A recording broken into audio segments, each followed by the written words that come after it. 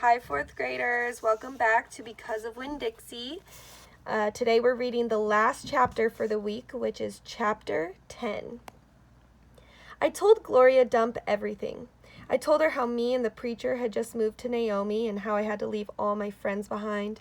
I told her about my mama leaving, and I listed the 10 things that I knew about her. I explained that here in Naomi, I miss my mama more than I ever had in Whatley. I told her about the preacher being like a turtle, hiding all the time inside his shell. I told her about finding Winn-Dixie in the produce department and how because of him, I became friends with Miss Franny Block and got a job working for a man named Otis at Gertrude's Pets and got invited to Sweetie Pie Thomas's birthday party. I even told Gloria Dump how Dunlap and Stevie Dewberry called her a witch. But I told her that they were stupid, mean, bald-headed boys, and I didn't believe them. Not for long, anyhow. And the whole time I was talking, Gloria Dump was listening. She was nodding her head and smiling and frowning and saying, and, is that right? I could feel her listening with all her heart, and it felt good. You know what? She said when I was all done. What? Could be that you got more of your mama in you than just red hair and freckles and running fast. Really? I said. Like what? Like maybe you got her green thumb. The two of us could plant something and see how it grows. Test your thumb out. Okay, I said. What Gloria Dump picked for me to grow was a tree. Or she said it was a tree. To me, it looked more like a plant.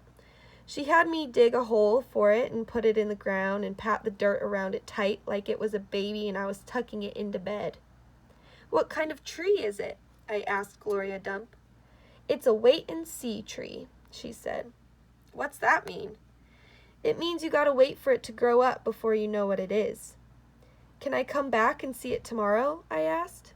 Child, she said, as long as this is my garden, you're welcome in it.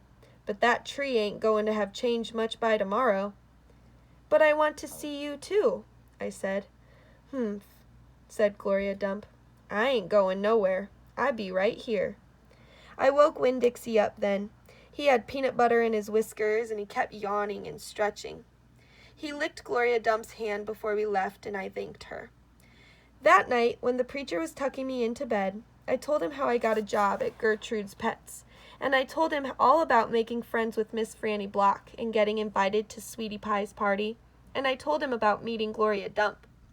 Winn-Dixie lay on the floor, waiting for the preacher to leave so he could hop up on the bed like he always did. When I was done talking, the preacher kissed me goodnight, and then he leaned way over and gave Winn-Dixie a kiss too, right on the top of his head. You can go ahead and get up there now, he said to Winn-Dixie. Winn-Dixie looked at the preacher. He didn't smile at him, but he opened his mouth wide like he was laughing, like the preacher had just told him the funniest joke in the world, and this is what amazed me the most. The preacher laughed back. Winn-Dixie hopped up on the bed, and the preacher got up and turned out the light. I leaned over and kissed Winn-Dixie too, right on the nose, but he didn't notice. He was already asleep and snoring. All right, that was a short chapter. Next week, we're going to start on chapter 11.